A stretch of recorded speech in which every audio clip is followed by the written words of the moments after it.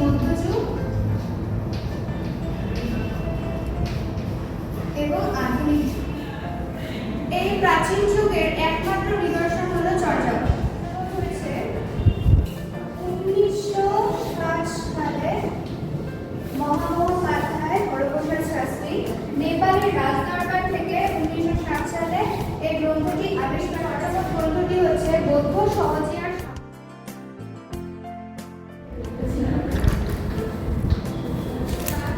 আমরা শ্রীরূপ গোস্বামীর উজ্জ্বল নীলমণি গ্রন্থ থেকে পাই, যা হচ্ছে কিছুটা এরকম: রতিরিয়া সঙ্গমা পূর্বম দর্শন শ্রবণাদি যা তৈরুন্মলিতি প্রাজ্ঞই পূর্বরাত সঞ্চতে।